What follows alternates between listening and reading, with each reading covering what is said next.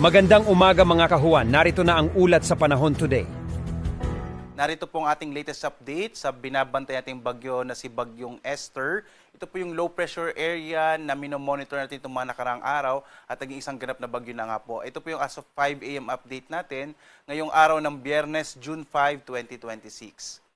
Sa ating latest satellite images, makikita po natin, at narito po yung ating latest update sa bagyong si Esther. Ito po yung dating ang low pressure area kahapon. Ang huli pong lokasyon nito sa 225 kilometers, kanluran ng Itbayat sa lalawigan ng Batanes. Naging isang ganap na bagyo na po ito kaninang 3 a.m. ng umaga. Ang lakas po nito, nasa 45 kilometers per hour malapit sa gitna at pagbugso, nasa 55 kilometers per hour at kumikilos pahilagang silangan sa bilis naman na 20 kilometers per hour.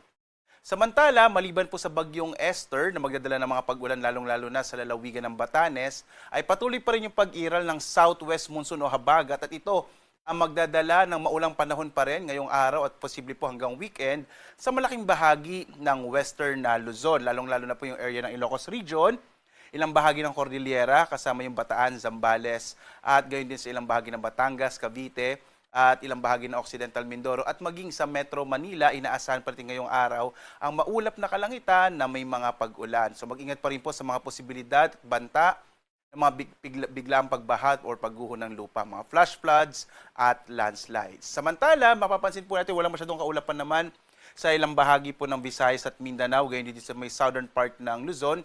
Inaasahan po natin sa nalalabing bahagi nating bansa generally fair weather, pero po posible pa rin yung mga localized rain showers and thunderstorms sa dakong hapon hanggang sa gabi. Minsan po meron din tayong mga thunderstorms sa madaling araw.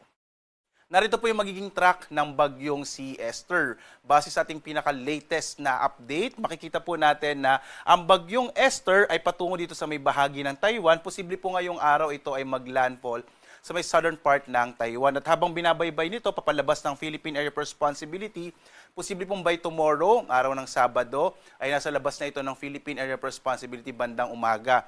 Posible itong lumakas, maging isang ganap na tropical storm. Kapag po may tropical storm na or tropical storm category na yung bagyo, ito po ay bibigyan na ng international name. So pag ito po ay tumungo na sa may southern part ng Japan, posible po itong maging isang ganap na tropical storm category. Pero sa ngayon po, mananatili pong tropical depression itong bagyong si Esther habang nasa loob ng Philippine Area of Responsibility.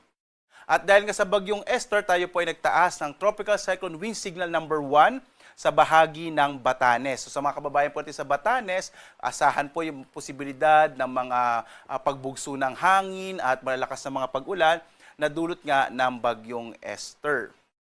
At narito naman po yung ating inaasahang magiging mga pag-ulan po, no, dulot ng bagyong Esther at ng habagat.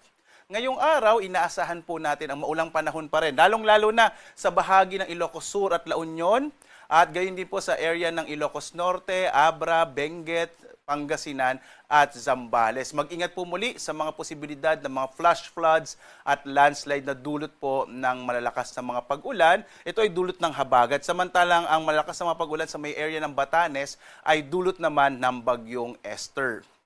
Bukas, araw ng Sabado, inaasahan pa rin natin ang maulang panahon sa malaking bahagi ng Ilocos Region, maging sa mga lalawigan ng Abra, Benguet, at gayon din sa Zambales. Pagdating po ng araw ng Linggo, ina-expect naman po natin ang mga pag-ulan ay dito na lamang sa may area ng Ilocos Norte at Ilocos Sur.